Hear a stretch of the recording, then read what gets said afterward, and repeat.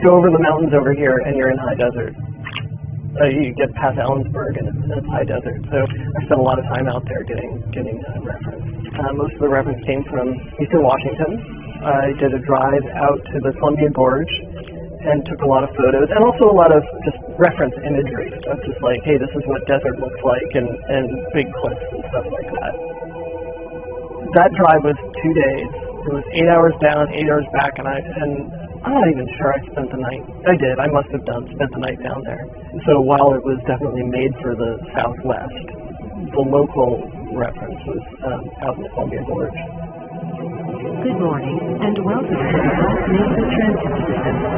This automated train is provided for the security and convenience of the Black Mesa Research Facility personnel.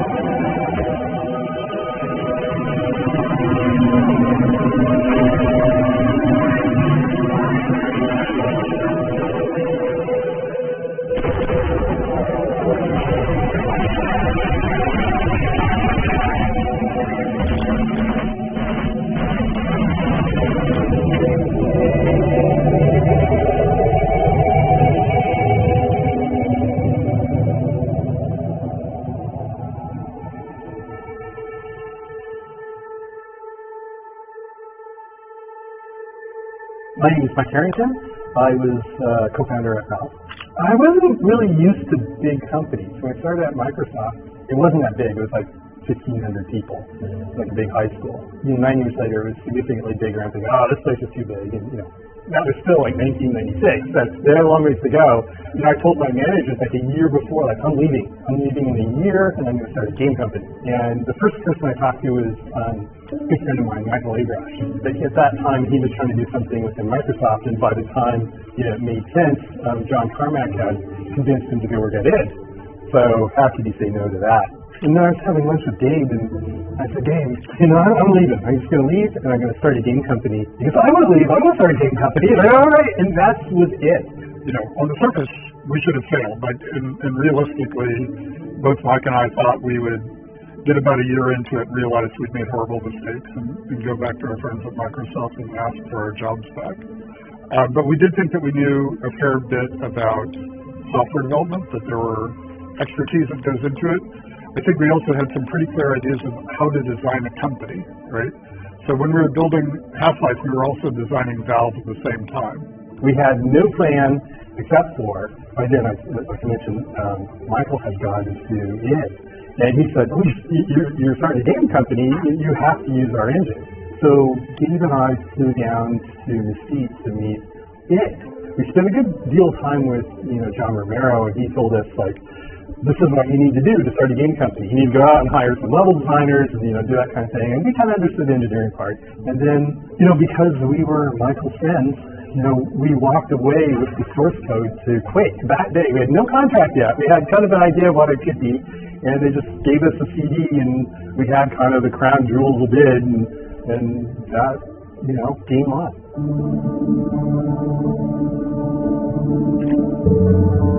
I think most of us had no game development experience. We were either amateurs working in our homes at night for fun, or some people were from the software world, but they had never worked on a game. I think we had 3 or 4 people in the entire company who had actually shipped a game when we started Half-Life. We have to figure out what is Valve's first game. So we have to come up with an IP. So everything is done from scratch.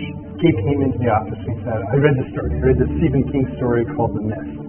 Stephen King, it's got monsters, people in a grocery store, fog comes in, monsters in the fog, use your imagination. We didn't want to write that as a game. That wasn't really the point, but it was just the tension and, how it felt. Well, it's interesting. At first, we had 2 games. Greg was working on Prospero, and then Half-Life was originally called Quiver.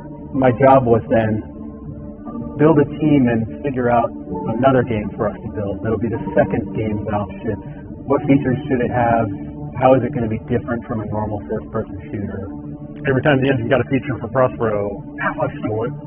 And then Half-Life just started getting visually, more impressive and cooler. And eventually it just, because it was going to ship sooner, it just stole the resources from Prospero, and Prospero just faded away.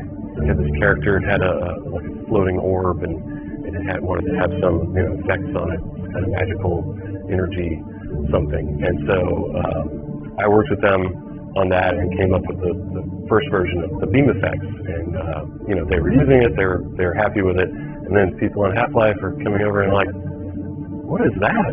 How did you do that? So very quickly that got into Half-Life. The disaster sequence has kind of beam effects all over it. We ended up using it for the Oregons.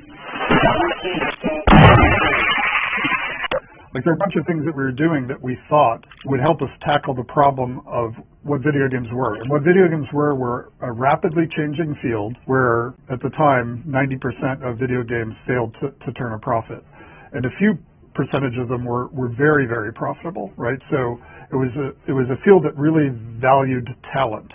You know, like I said, Gabe and I brought some people, and then, you know, from there on out, we had to hire people. And, you know, Romero said we got to hire level designers. So, you know, we found some people who had industry experience, worked on Rise of the Triad first as a pixel artist, and then went with Duke Nukem, and then everything just went nuts. Well, I was sitting in my office one day, and my phone rang out of the blue, and I pick it up, and it's this recruiter. Eventually, he hooked me up with Gabe, and they flew me up here. It was a big surprise. But then we started looking, you know, the nice thing that we had is we had a whole bunch of people in the world who had been working on mods, and so we could start looking at those folks. And that's where we hired a lot of our designers. Steve and Guthrie, Stepan and John Guthrie were my favorite hires by far. Other than Doug, Gabe sent them an email and they're like, who is a scammer? You know, never heard of these guys.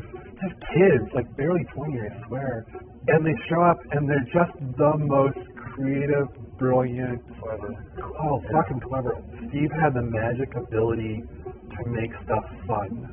The fact that those guys have been hired to go work on some game for some company, I think that was the start for a lot of people that something cool was going to happen, because those guys were already doing stuff that was cool. And then Mark showed up, and like Mark actually knows how stories work, you know, beginning, middle, end, and all this stuff, and he had all sorts of great ideas, and he also would just, you know, bring good ideas out of everybody else as well. Like, the person who wrote more code on Half-Life was a chemistry major who decided to be an IT lawyer in Atlanta, right? And he ended up writing more code than anybody else. The creature designer for most of the AI for the creatures in the game was a manager at a Waffle House. It's not like there are a bunch of people that you can say, oh, this person, you know, has a PhD in video game design. It was that combination of both finding those people when it wasn't necessarily easy to find them at that stage in the video game industry, and then also convincing them that it was a better place to work than anybody else.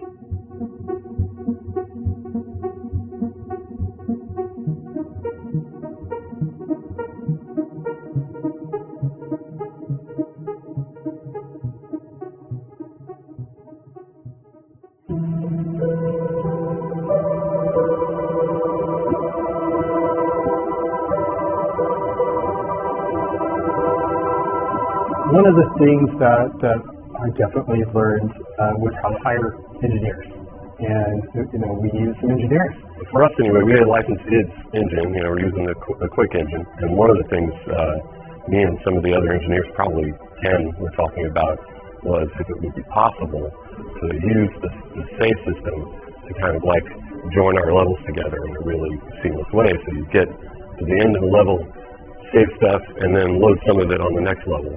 And have it just feel like, you know, the world's all connected. And so we had, like, every once in a while, a hallway or the train would get to a point and you would have a little stop for the level to transition. And so he wrote that code leveraged on top of just the save load code to do the transitions. And I think in Half-Life 1 we got most of the transitions were a second or two.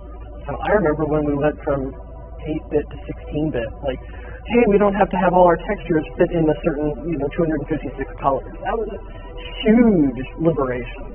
The true tech investments we made for Half-Life was to get 16-bit color and skeletal animation for all the monsters. But at the time, it was completely revolutionary. Your Quake characters were, I mean, it's like a text file of vertex positions over time. I wanted so much more animation, and I wanted the animators to have the freedom to put in 100, 200, 500 frames of animation, if not more. And then you can do all sorts of other things because you have a skeleton that's like, oh, I can hook on a gun to a character. I can start to make changes of characters and replay the same animation or reuse most of the same models. We can swap out heads, we can swap out this, we can swap out whatever. Like all the technology that went into the game to make it as fun as it is was not available one generation before. So licensing the Quake engine, which was, very mature and had level designers who'd grown up just goofing around with it. I wasn't heavily into scripting since back into Doom. Like my old Doom levels have a lot of weird, odd events in them. I think I asked Ken, is it possible that I could, have access to the character's animation, like a trigger? Like what I mentioned, I could make the guys go into an animation, I could make them run, and then I would configure everything. It was all hacked. This is total hacky stuff.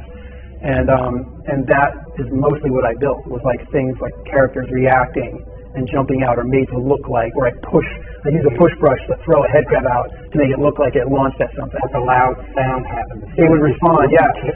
So, Game's dictate was, as you walk forward, something needs to happen like every 3 to 5 seconds. If they stand still, the universe can be quiet. But if they move forward, if they're active, the universe needs to play back something, needs to do something, even if it is a scripted sequence or an Interesting sign or a sound or some vignette or something.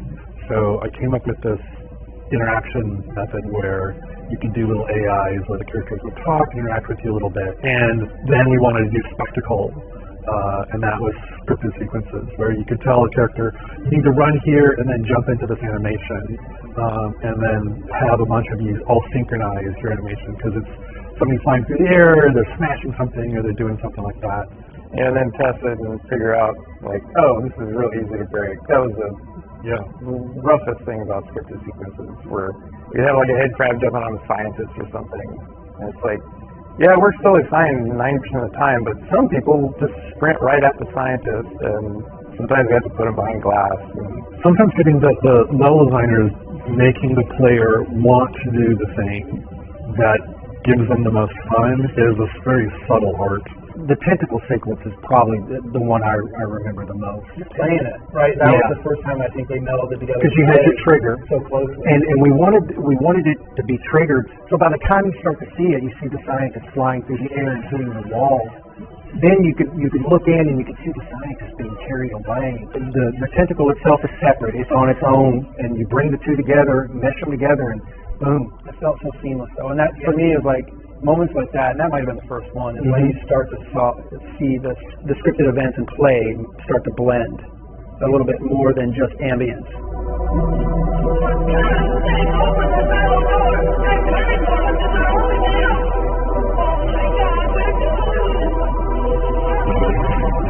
I remember Brett in particular had done some of the lab scenes where scientists would walk from one area to another and just look at a monitor.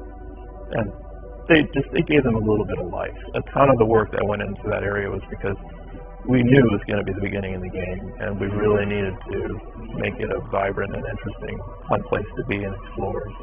So originally they were designed to sort of be behind glass. They were just designed to be spectacle. And then all of the level designers like, no, I'm going to put that right in front of you. And I'm like, oh God. How am I supposed to make this work? It's not supposed to do it. Get away from there, Salem. I'm expecting an important message. The run speed for the player was so insane. Yeah. It was like, what, 25 miles an hour? It was sprinting. You could get so far, so fast. And so you'd either have to make the scripted sequence like so quick that you could barely see what's happening. Most people weren't looking in the right place anyways. You'd have to like get their attention with like a particle or sound or lighting or something, and then you wanted them to see what was happening. But when we play tested, if like a scientist was like being pulled to a vent or something, like people wouldn't just stop and like, oh, sometimes they would. Oh wow, look at that. They just run straight ahead and just start shooting. It's hard when you think back to it to recognize that those kind of interactive moments were so new. Like people just hadn't seen them. It was worth it because no other games were doing that. No other games had that interactivity. No other games had that spectacle playing out in front of you. And it just added that whole you look outside.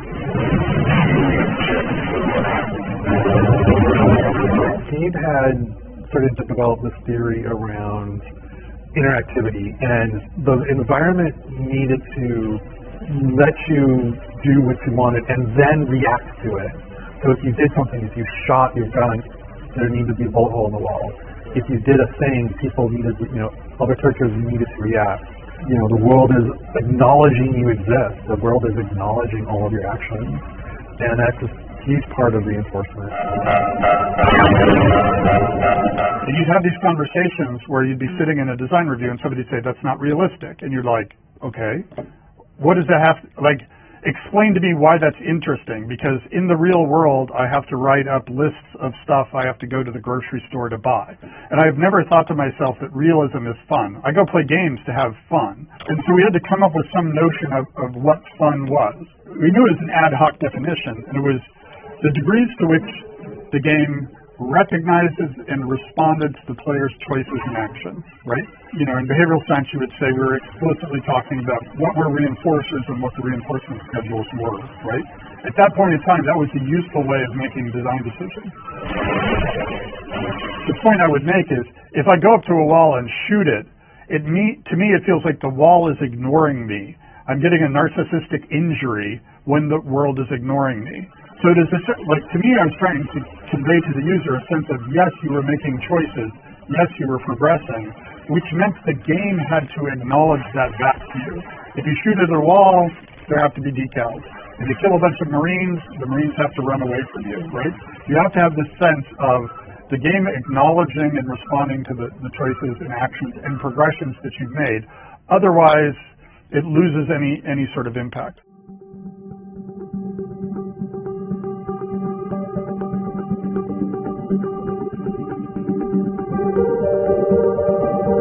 Ted and we were on the same page in terms of what the game should look like, which would be just sort of alien in a very naturalistic kind of way. Like these are creatures from another dimension, another planet that look like they evolved in a way. And Chuck had he came from Duke Nukem. He made a bunch of monsters that went in a sort of a different direction. And for a while, the game had a hard time coalescing around a single vision. All the ones that look like genitals were Ted's. And all the ones with shiny bits that look like alien soldiers were Chuck's. That was the thing when I first came in, Ted's style and mine. Trying to figure that out, find the harmony between the two to make it work. Yeah. Ted he really liked the Wayne Barlow aesthetic, and I had a little bit different, but it worked. Ted made these really weird. He did the head crab, that's pretty much the symbol of it all. And I remember taking his head crab and putting it on a scientist and making the zombie. Right. Well, we pretty much we talked, and it's like, okay, we'll do that. You do that, and Ted did the soldiers, I did the scientists. I did a lot of the aliens, and with the Hornet gun, I did the Hornet gun for that one as well too. The alien slaves. Well, I did some animations for the bull squid or bull chicken. I have to call him that. But that's a Ted creature there. The hound eye was Ted's as well. Yeah, a lot of the fleshy. If it's got a lot of flesh on it, maybe too much. Yeah, that's a Ted. You can always tell Ted designs because they're much more aquarium and or unspeakables. Oh, Big Mama! I forgot about Big Mama. Oh God! It's a testicle, right? It's like disturbed. I concepted a guy in sort of a NASA spacesuit, a scientist guy. He was actually modeled after a couple of programmers I know, big, beefy, bearded Linux programmers, And so that's where the ATV suit sort of emerged out of. There was a lot of desire for not having a space marine or a soldier be the guy, and then Chuck Jones went off and did a pretty different version of him that became known as Ivan the Space Biker. Oh God. I remember telling myself, it's like anytime you make a screenshot, make sure it's good, because you don't know where this is going to appear. You didn't know that. And Ivan is the prime example of that one. So, you're looking at it, we'll go with it quaint. It's like, okay, I'm looking at that. He's got this incredibly boxy head. And you're always hearing, don't put too many polys in it. It's like, okay, so Ivan got the square head. And it was kind of an early, just a rough prototype of a Gordon Freeman baby. And I remember we didn't know what Gordon looked like. So it's like I was looking for somebody and I found Mike Harrington. And I said, Mike, what does Gordon look like? He's like, I don't know. Put yourself in there. It's like, oh, okay. And so I went in and put kind of my likeness on the early Gordon model in the game. And it kind of stayed there. I was an ex-tattoo artist, so yeah, I definitely had. I don't have anything to work with now, but yeah, that point I had a ponytail on. If you play the game, you know that it's Chuck. If you play multiplayer, you can them all of it. But yeah, if you look on the back of it, there's this little like four triangles, and he's got a little ponytail back there. I did the G-Man, and again, that one was Gabe was talking about the cigarette man from X-Files. So we needed our own equivalent of that. Because after a while, after playing with the game for a long time, people realized, like, hey, we made this character, and just in this one office scene in the beginning, you know, where he's behind the window and he's talking to a scientist or something, and he's like, he looks really creepy. It was late in the day that we thought, oh, okay, well, he's going to be the big bad behind all of this. Like, scatter him around in places that you can't get to him, but he's there mysteriously.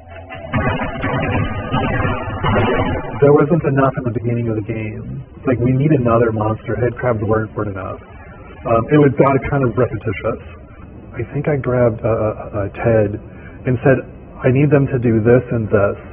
And so he whipped it out in not much time at all. I'm going to get the timing just right, and I have no time to do this. I'm just going to bang it out. And then once it was working, everybody said, oh, just go back and sprinkle them back in the map.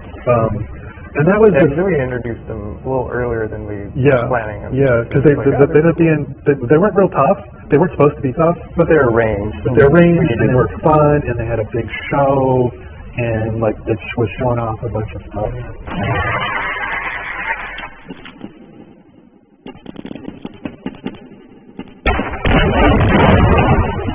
The assassin came in pretty late. That was it. It was like, okay, I have a week and a half. It was already done. It was already all modeled, already all animated, and the requirement was it couldn't have any new animations and any new anything. So had to come up. I grabbed a bunch of Steve Bond's AI and banged that thing out. I built a level super crude, but it had all the right spacing and all the right heights and all the right geometry. Again, it's just a presentation where this creature gets to shine, this enemy gets to shine, and is your entire focus for that scene. And it's kind of a memorable experience because it just takes place in a different fashion than other encounters. You know, and you get knocked out, and there's all kinds of the lights go out, and you get dragged through a corridor, and so again, it's something you remember in the game.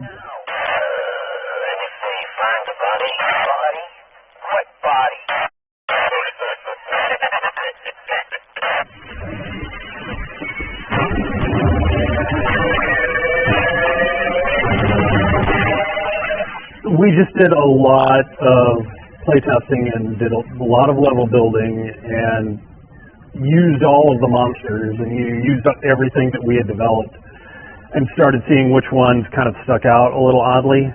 You know, like we had the hound eyes that Ted had concepted and Kelly had done great sounds for them, and so they seemed like a very oddly plausible sort of alien creature, and Chuck did what we called the panther eye, which was this big black panther-looking creature that also just had a big red eye for his face and a big shark fin coming out the back. And design-wise, he seemed like this is a very useful creature. You know, it's like when you design things, you know, you like to have a gradient of difficulty, a gradient of escalation and threat.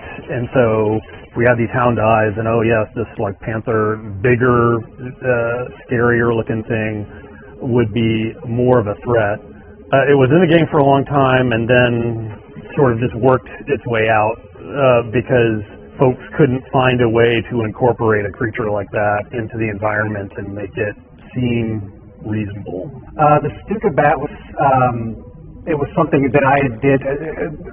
Just another creature from the air. we had the chub toad that we were going to use as a feeding animal to help, and yeah, they had a mechanic to where they were going to use this to distract monsters so you could possibly get by, and it pretty much reached fruition where we created the object, but then again, time became a factor and it had to get cut.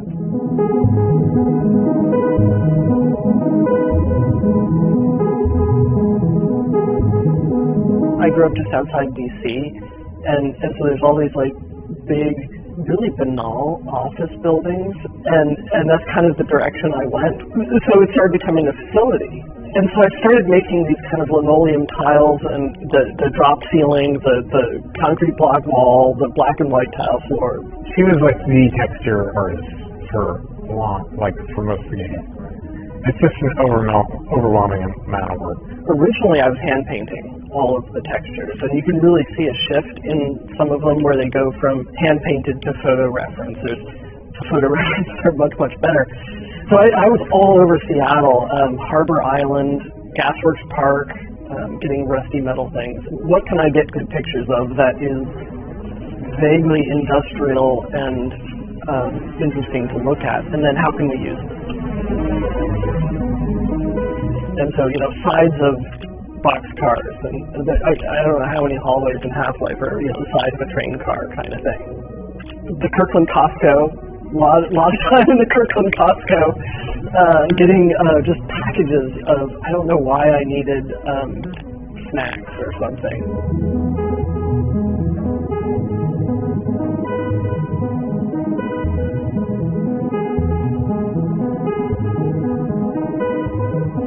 The first year was all about opportunity, and it wasn't quite as focused. We were finding our footing. We were getting into the 3 months before supposedly shipping in '97, and it's like, this isn't gelling. This is really not good. This is like, quick knockoff, cash grab, stupid, and let's not do that. There was a lot of disconnect between what all of the different groups were doing, what engineering was doing, and what level design was doing, and what animation was doing. We had a bunch of monsters that had no plans to get in the game because nobody else was assigned to work on them, and we had a bunch of levels that what's supposed to go in here? Oh, I don't know, everybody's going to do a bunch of stuff. I'm like, no, that doesn't work that way. So here we were, all these people doing all these cool things, and everything's just this random collection of, oh, here's a cool moment and a cool this, and and then it's gone, and oh, now on to the next thing. Because the way we were building the game was every level designer was kind of his own silo, his own universe. And I think that just grew out of our kind of mod developer roots, but it wasn't cohesive, and it certainly didn't have a strategy for maximizing any of that stuff. You must have been in the meeting when we reviewed all the levels. It was like the first time everybody piled into a room, and Gabe had his crazy Hellraiser chair with the beautiful Fnatic monitor, and we played it for 2 days. He played everyone's levels. But I remember one moment he turned around, he was like this with his hair, he was like, we're gonna fail. And I was just like, it blew me away. I was like, oh shit, this isn't good. We were doing our best trying to make this game and the story, and we had a schedule from Sierra, and it was a tight schedule. And we told them we're not going to ship this, and we realized that you're not going to pay us to continue developing this, but we're going to do it anyway. Late is just for a little while, suck is forever, right? We could try to force this thing out the door, but that's not the company we want to be. That's not the people we want to be. That's not the relationship we want to have with our customers. And so Kelly and I kind of sat down and sort of tried to take an inventory of all the cool stuff we had built, and why weren't we just, building more on top of that, and those discussions kind of led to us building this kind of design cabal process to try to give some cohesion to the game and kind of changing the way we were approaching it. And so Cabal was a small group of people, multidisciplinary group. There was an artist, level designers, engineers, everything in that. And a small team that would write up a spec for a level. And there was the art that Mark had written, so we knew how that fit into the story. And we got a small group of people together, and we started with the beginning, and we went through literally what map do we need to build to tell us the story we're going to have to tell. And then what does that connect to? What's the next piece and the next piece? The strongest and most influential thing that came out of them was to me, the sketches. And they were really the visual meeting notes, right? We came up with a formula for how that worked. We had a certain percentage of the time where you were fighting, a certain percentage of the time where you're exploring, a certain percentage of the time where you're solving puzzles. And so we could apply that uniformly to the game, and that worked pretty well. Testing. Everything seems to be in order. Good morning, and welcome to the Black Mesa Transit System. This automated train is provided for the security and convenience of the Black Mesa Research Facility personnel. The whole opening of the game was specifically a reaction to how all the other first-person shooters were, whether they had cutscenes or not. Like, sometimes like they would just open without a cutscene, but you know, you're standing in a room with a gun and there's a thing attacking you. So we could look at examples of all that, and I think there was expectation that that's what Half-Life had to do because every other game was doing it. I can tell you the number of people who started up a game, were staring at it, and then accidentally bumped their mouse and realized this is live. Yeah. And as simple as that sounds, it was mind-blowing for so many people because there was too much going on. This isn't real time. This is a recording, you know. That was sort of the way we, stumbled through a lot of the new narrative tricks. It was like, well, what can we do that you could do this in a movie or a story, but nobody's doing this in first-person shooters. You're this anonymous scientist, and you're riding on this train into work, and rolled the credits at the beginning, and it was kind of like a cinematic experience almost. Like, I don't think games have really gone down that road. It's so funny to look at it now because it's so primitive, but at the time it felt like you were really in this Black Mesa world. Pre-disaster survived from the first year, so a lot of that geometry was from the first version of the game, but in a very minimal way, right? Just the basic style of some of the hallways, the curved corners in the hallways, things like that. They more became sort of like Lego pieces that John could use and stitch together and extrude. And I know Brett did a lot of the raw geometry from pre-disaster, and then John did most of the work to ship it, and then the post and the train ride was all John, I think. The Sector C, so those are heavily influenced by NASA control rooms, with my favorite green hammerite, really influenced a lot of like we started with the kind of the consoles. I'm trying to remember, then there was just lots of hallways and people were getting lost, and I did the color stripes to help people follow them places. One of the things that was actually super exciting was how quotidian a lot of it really was. You know, the lunchroom with the microwave, you press the button and it goes flat. My God, what are you doing? Yeah, all this work so you could start a microwave and blow up some soup, which was a reference to real life. Because that happened regularly. Like, we regularly accidentally blew up. There was a few people who were just, challenged with kitchen appliances, and at one point we had a company fire. we had a lot of things going on in that kitchen. All of that stuff had a real kind of eloquence that in the late 90s, in a world where everything was so over the top, but we still got to go on flights of fancy.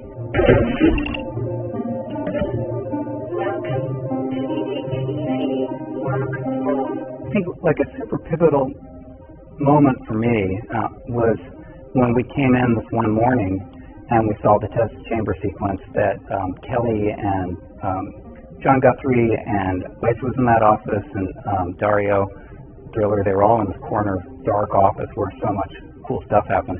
But so Kelly and John stayed up all night and did the test chamber sequence, and it's pretty much like the one we shipped. I mean, that was a lot of what went on in that room that we called the submarine. It was just improvisation, just what can we do to solve this problem? How do we connect what's happening before to what's happening after? This needs to be somehow important, but we just don't know what to do. John and I talked about it. I went on that night and I sort of sketched out, maybe we could do something cinematic.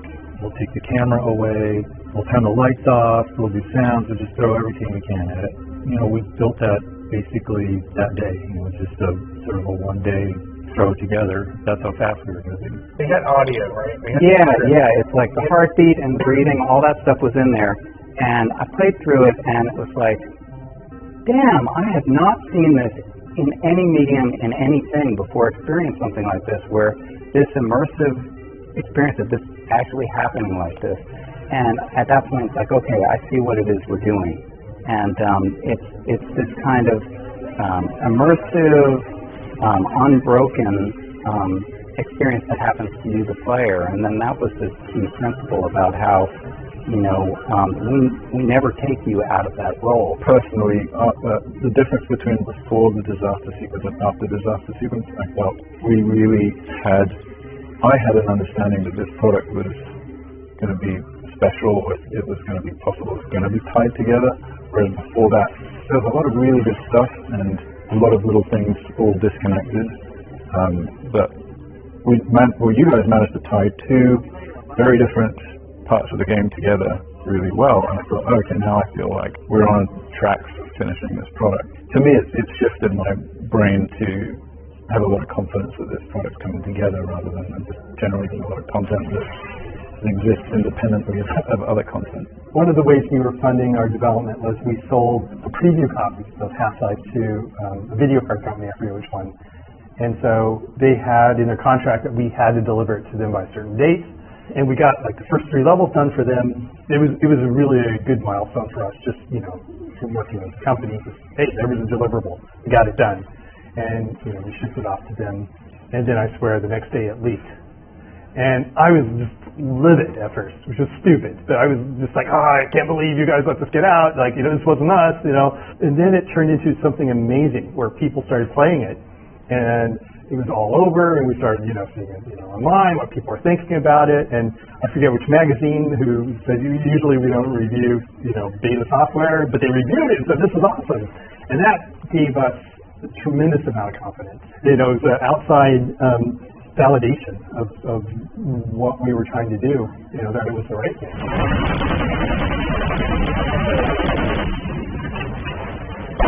I think this with first-person shooters already they were kind of like the valves of weapons you put into first person. You got to have a shotgun, and there's obviously a pistol. You know, you need your weapon that's going to make you struggle and you drive you to get another weapon. That was a lesson in how to make all of your weapons as orthogonal as possible. So each one did something completely different. All the crazy weapons, those are my fault. So I did like the rocket launcher and the Gauss gun and the snark.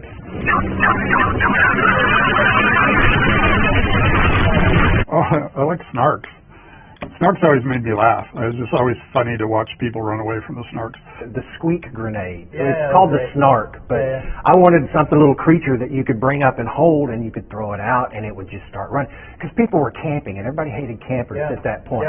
So you wanted the anti-camp weapon. But it was kind of, you could literally find a little hidey hole and just sit up there and just throw out through. And they're all over the map. I had a cat, and you sit there, you do your finger blue. Yeah, you do your finger towards him, and he'd get mad at you and he'd swat. So that was the inspiration for that particular animation. And then the other, that big alien creature with the, we needed some kind of alien weapon. Drew that one, built that one, animated that one, but that was also another one that would, whenever you could get in a corner and just shoot them in the air because the hornets would track.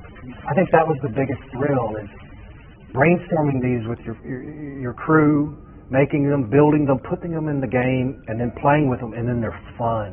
So there's sort of a trope of having a melee weapon. I think it was Steve Bond and Ken Birdwell and I were saying we wanted a device where the world was reacting to. It really goes back to that theory of fun. That we were just running around like idiots, smacking the wall. It's an odd thing to know in retrospect, but at the time it felt profoundly satisfying to be able to smack walls. And that was just an example of how that fairly abstract notion of what fun was ended up translating into a set of decisions that were really visceral. When you're going around whacking a wall, crowbar is an obvious thing to whack a wall with.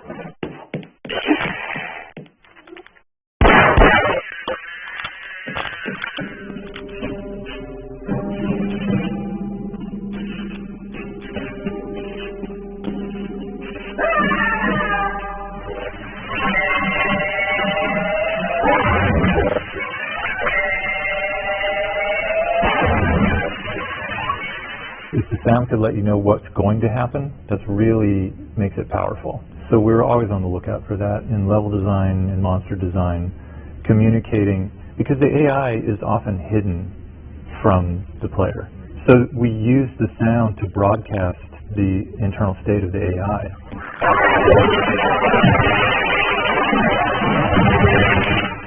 You know, soldiers, they tell you, I'm injured, I'm going to throw a grenade, I'm taking cover. You know, they are broadcasting as constantly as they can what's about to happen. So it was really important to try to keep those states distinct so that as you play the game, you're actually, whether you're aware of it or not, you're starting to be able to tell what's about to happen. We knew he was a musician too, so he could do sounds, but, you know, he also decided he was going to write the sound engine. And then he wrote the soundtrack. And he'd never written a soundtrack before, and he wrote the whole, you know, soundtrack for the game and won an award, and it was crazy. There just weren't that many of us. You know, I had a little bit of a background playing music. I understood the sound engine really well, so it was really easy for me to just hook sounds in, and I understood enough about the level design side that I could kind of connect those things a little bit. Sounds could come from anywhere, and then I just heavily modified them. Usually those are animal sounds, reversing, changing the pitch, chopping them up and rearranging them. Head crabs were rats. The little squeaky, yeah, that's the rat flowed way down and then reversed. Yeah, the DSP stuff was another cool thing that Kelly built. When you got an event, it sounded like you were an event, and that wasn't really happening yet, at least in Quake and other games I was playing back then.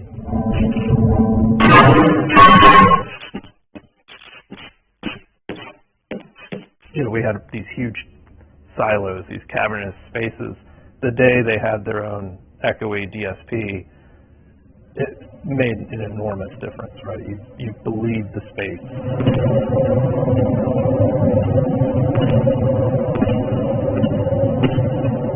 Kelly tells me, oh God, Chuck Jones asked him if the characters could speak and have their mouths move. And Kelly said, you know, that's super easy. You know, I could just look at the audio and see if they're talking and do that. But like getting the mouth to move is stupid, he says to me. And I look, Chuck Jones told me the same thing. I told him making the mouths move was super trivially easy, but knowing when they're talking and knowing how to follow the envelope of the speech would be impossible. And Kelly and I just both looked at each other and like, oh. And so I went back to my office and he went back to his office. And I think within an hour, the characters were talking and their mouths were moving. And it was only because we sat there at lunch bitching about an animator who was 100% right. Why are you leaving me here? Scientist conversations, Kelly and I made that. When they're next to each other, one scientist will occasionally play a question and the other one will give him an answer. And it's not a script, you know, it just it might not always make sense. I am rather looking forward to this analysis, aren't you?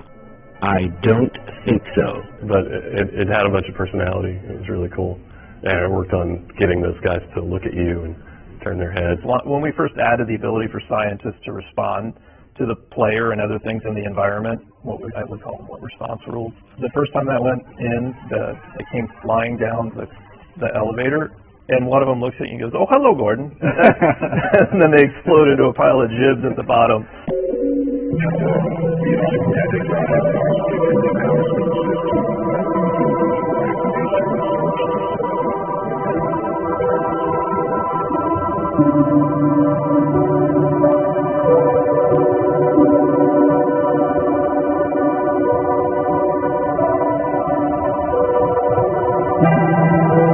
I hadn't really started working on the biggest part of the game, which I ended up shipping, which was Surface Tension. Prior to then, a lot of the work that I had done was Alien Research Labs, which turned into Question of Ethics, and all of that was ditched. There were some concepts made it through. Everything was rebuilt from zero. But you know what did make it through was Power Up. Yeah, basically that geometry survived completely intact. It was so closely designed for that creature that because the creature survived, the levels survived along with it. Yeah, there's this sort of central circular thing where you have to rotate the train and you have to kill the gargantua first if he was always defending the way out. and then you have to go to like another area which looks very much like it was designed for Quake, which is pretty much it was. There's a flooded pump room, and you have to drain the generator, and then you can switch the power on, and you can take the drain out. Yeah, I remember him being totally central to this whole thing.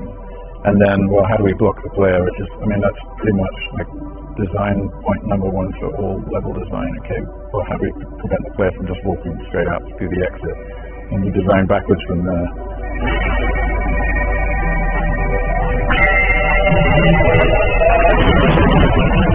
In the first year, we built a lot of world space, a lot of track, as we call it, and the programmers would try to fit the AI into the existing map.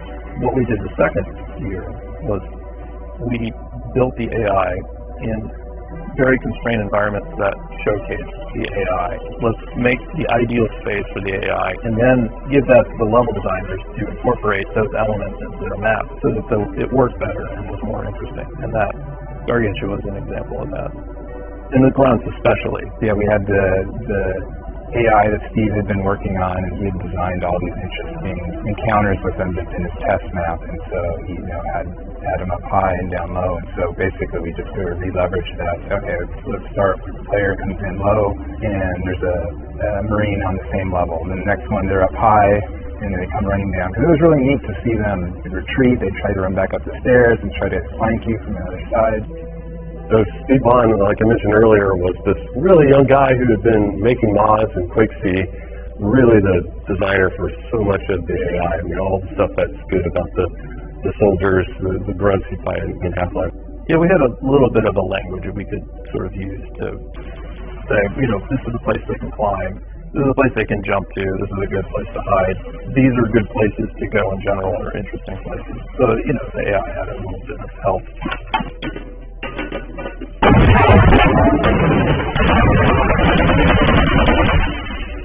We were trying to build something that utilized, the train technology that Jay was working on.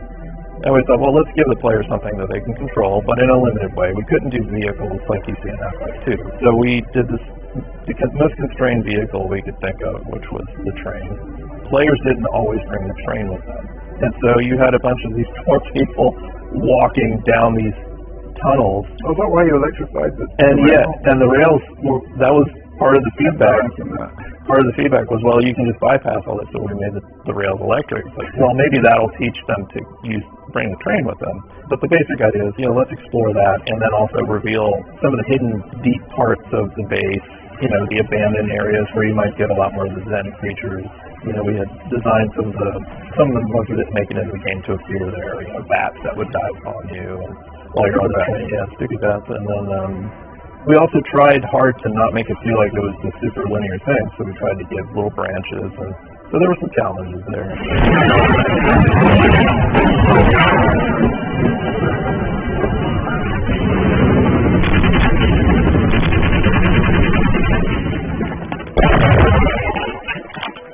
Well, there's a really good sketch that Kelly Bailey made, which basically charted surface tension. And it was pretty extensive. Like, it went through the cliffside, and it went through areas where tanks were, and a lot of soldiers hold out.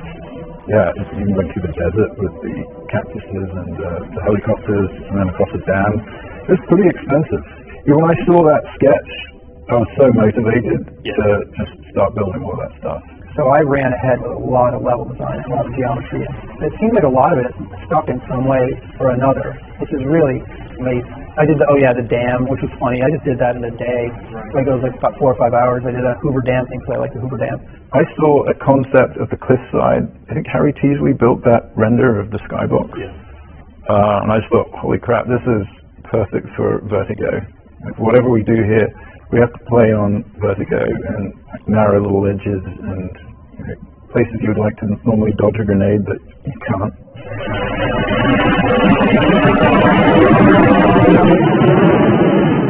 And that's the moment. That's really the big part of that level, is that reveal. The play is kind of supports it afterwards. The helicopter comes in, you're fighting the helicopter, which is awesome.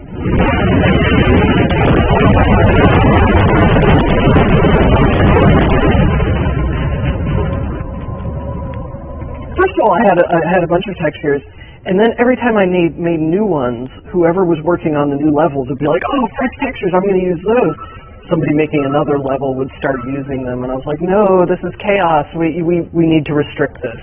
So I started naming the texture sets by the level that they were made for. I was trying to enforce some sort of like visual cohesion, and so that really ended up working.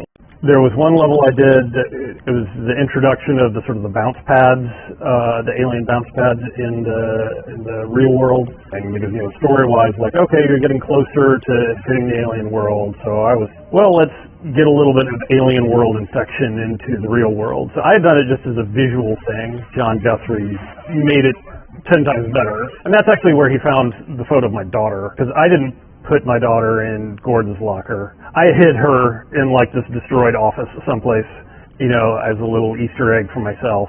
And John went and put my daughter's photo in Gordon's locker, which I think was a good decision.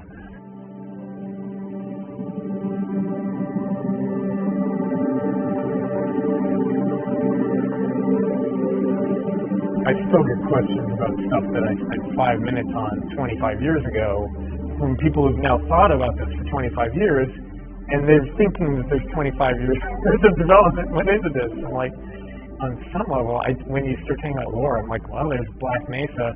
That was just a matter, we needed a name for something that was evocative.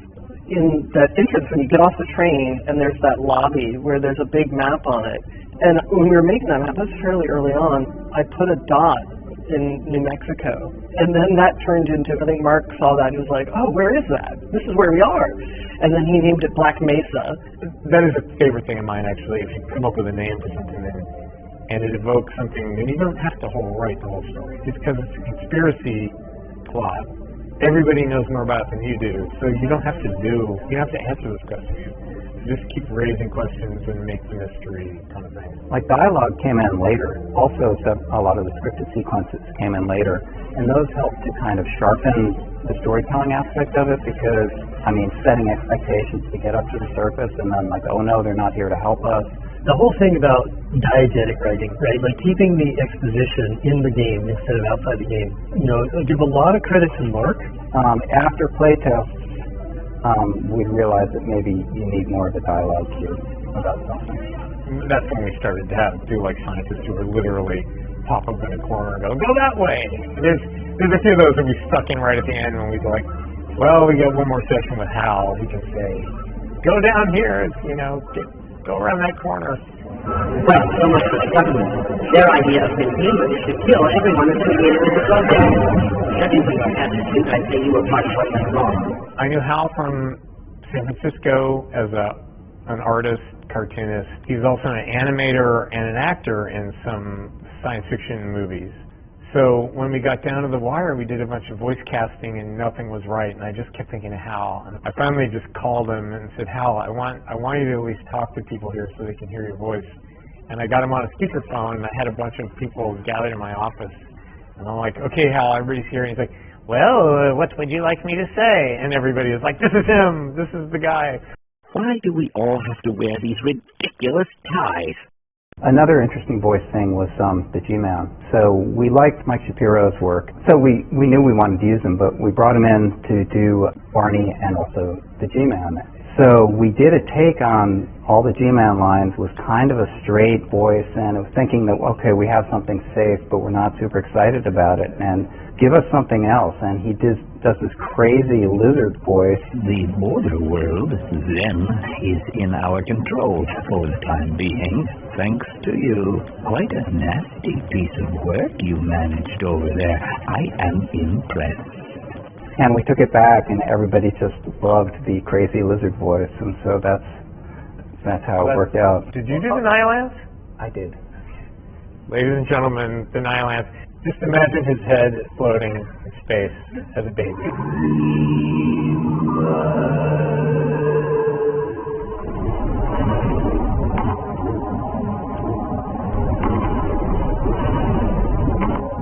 I went into Gabe's office and I demanded Gabe to either fire Ken or I quit. And Gabe just laughed at me. correct response from Gabe. Yeah, and I was like, oh. Until Bill got there, I was the oldest guy there. It was hard because, you know, I had to go home in the evenings, whereas the young guys who just moved out from Florida or wherever, they did not have to go home in the evenings. I'd go home, see my kids when they were in bed. I would come back down the hill to Valve. Nobody else I worked with had to get up to get their kids off to school in the morning, but I did. You're wired to just take full advantage of the situation. You put everything into it. So when we say we worked 18-hour days, that's no exaggeration. Yeah. And not at all. I can edit all day. I can design all day. I don't have to worry about anything. You know, two guys from Microsoft start a game studio with a bunch of incredibly capable, with an incredible team. You're gonna push yourself harder than ever before. I don't usually crunch real hard. I get it done in I come in, I work, I go home, and a lot of people were living really long hours. The classic. Well, I'll come in at 1 and then goof around for a while and then work late into the late at night. I was employee 17. There was a woman that was the kind of the office manager, and eventually Mona Lisa Guthrie came in at the desk. I was the only woman on the team. That was not awesome. I decided to become a baseball fan here after the birth of my first daughter. So she's the one in Gordon's locker, Isabel, but she's very special needs. She's 25 today. Cognitively she's about 3 years old. So after her birth, in the middle of Half-Life production, it was really hard. It was really hard because we were getting about 2 hours of sleep at a stretch because she had to be fed through a tube in her stomach every 2 hours. I had just a difficult time relating to the world when she was a baby. I had a hard time just talking to people because I was just kind of tired and angry all the time. Yeah, my wife, she worked at Valve for a while. She did a bunch of textures for the game. Like I said, she did those soda machines. She did just a bunch of level textures. She textured Big Mama, the sort of boss creature. She textured him. But when Isabel arrived, she obviously had a lot of issues. So I just had to stop working and stay with her at home. And it was the last year of Half-Life, and we pretty much crunched that whole year. So I was at work a lot. It was hard. It was definitely a hard year.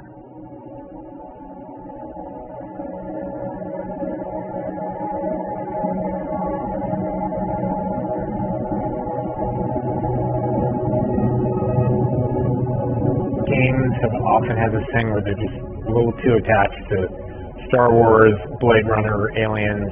So it wasn't that hard to try to get people to go, let's think of something really alien. Like what Zen was initially was you're going to go inside a huge alien organism and kill it or figure out how to turn it on or off or something like that. I didn't know we couldn't actually do that or what was involved. What does it mean to have alien architecture or a planet that's biologically defining the structures in it, as opposed to what the tools we're good at, which is making rectangles? And then slowly it scaled back till it was more and more corridors, and that everybody was really good at.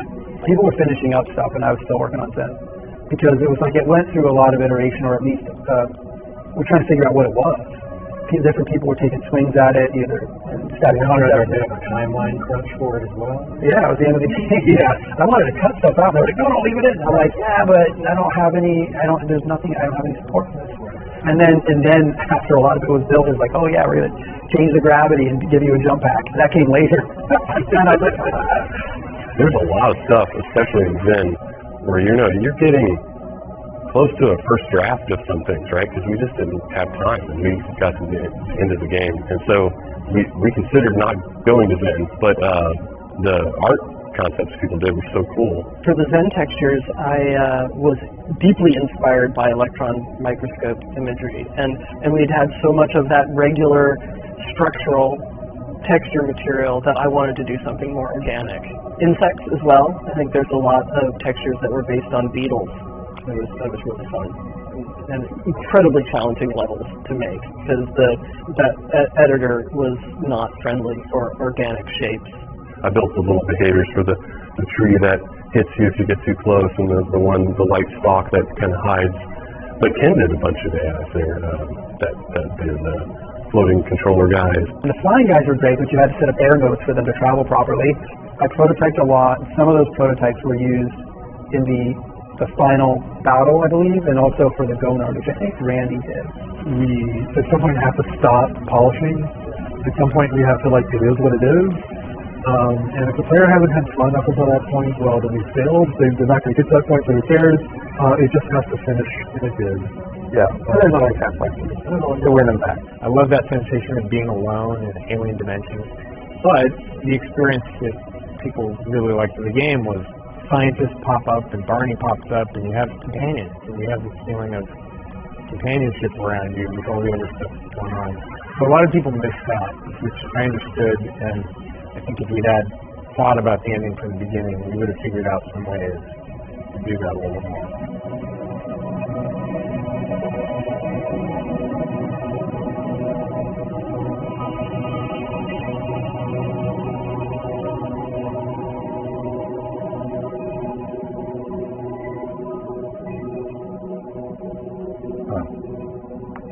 I remember coming back from downtown Cabo very drunk and then running to the beach, but didn't know there was like a 6-foot retaining wall there, so I just went right over.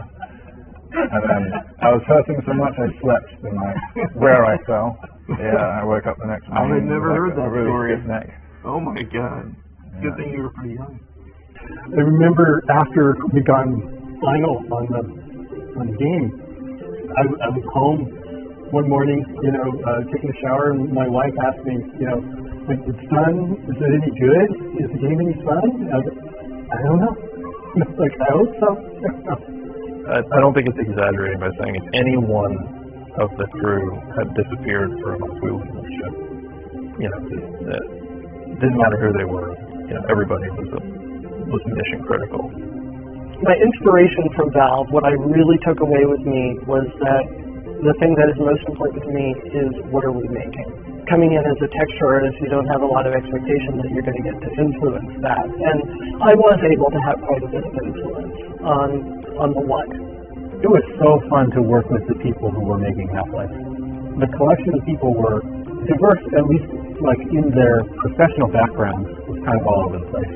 And so figuring out how to work with all those people, but also just the fact that we had hired really stellar people who were good at collaborating, the conscientious people, deeply passionate about what they wanted to create. That just was a recipe for a professionally really good time. It seems to me that one of the things that good games do is make 2 games worth of stuff and then throw away the bad game. And fortunately, Valve was able to do that. A lot of companies couldn't do that, but backed up by Gabe and Mike, Valve could afford to do that. I always have absolutely nothing interesting to say when people say, would you reflect on your legacy? I really don't look back a whole lot. I'm always excited by the future, right? So to me, it's I can look back at the things we did, but to me, they're just sort of the stepping stones to what we're going to be able to do in the future. That's just how I'm wired, right?